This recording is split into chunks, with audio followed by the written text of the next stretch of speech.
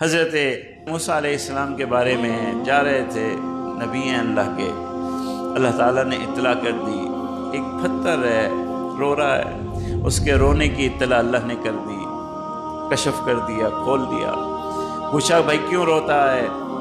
کہا کہ میں نے سنا ہے کہ جہنم میں کچھ پتھر بھی ڈالے جائیں گے جو جہنم کی آگ کو دہکائیں گے، بھڑکائیں گے۔ میں رو رہا ہوں، مجھے خوف ہے کہ میرا شمار ان پتھروں میں نہ ہو جائے۔ قرآن مجید میں بھی ہے کہ جہنم کو پتھروں سے دہکایا جائے گا۔ حضرت موسیٰ علیہ السلام نے کہا اچھا چل تیرے لیے دعا کر دیتا ہوں۔ اللہ کے یہاں ہاتھ اٹھا دیے، دعا کر دی۔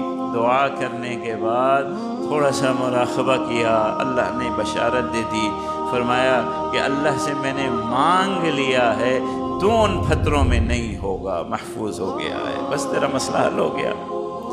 چل دی حضرت موسیٰ علیہ السلام، آگے گئے، جہاں سفر تھا کام کاج کیا، واپس ہو رہے ہیں کچھ عرصے کے بعد، اسی جگہ سے گزرے، وہی پتھر ہے، پھر رو رہا ہے۔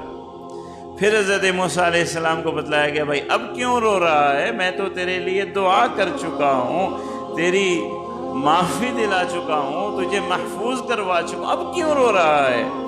پتھر نے عجیب جواب دیا، کہا کہ اب میں خوشی سے رو رہا ہوں، مجھے اپنے اس رونے سے محبت ہو گئی ہے، میں وہ عمل کیسے چھوڑ دوں جس عمل کی بدولت اللہ نے مجھے جہنم سے بچا لیا ہے۔ یہ رونا ہی تھا نا میرا، کہ میرا رونا آپ نے دیکھا اور میرے رونے کو دیکھنے کی وجہ سے دعا کی اور مجھے بشارت دے دی۔ اب مجھے اپنے رونے سے محبت ہو گئی ہے کہ یہ ایسا عمل ہے جس نے مجھے جہنم سے بچا لیا۔ اب میں خوف سے نہیں رو رہا، غم میں نہیں رو رہا، اب میں خوشی سے رو رہا ہوں، مجھے اپنے رونے سے محبت ہو گئی ہے۔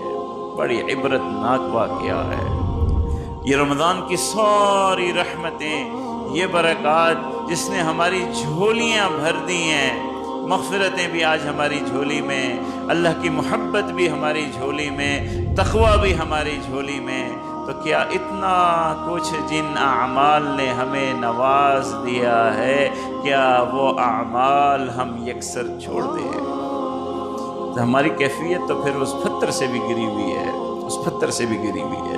تو یاد رکھیے تقوی کی حفاظت اعمال میں ہے، روحانیت کی حفاظت اعمال میں ہے، اللہ کی محبت کی حفاظت اعمال میں ہے۔ اللہ تبارک و تعالی نے جو مغفرتیں ہمیں نصیب کر دی، ان مغفرتوں کی حفاظت اعمال میں ہے۔ وَاعْبُدْ رَبَّكَ حَتَّى يَأْتِيَكَ الْيَقِينُ، یہ اللہ کا حکم ہے۔ اے انسان، تیری ذمہ داری یہ ہے، تیرا وظیفہ یہ ہے کہ تو اعمال کرتا رہے۔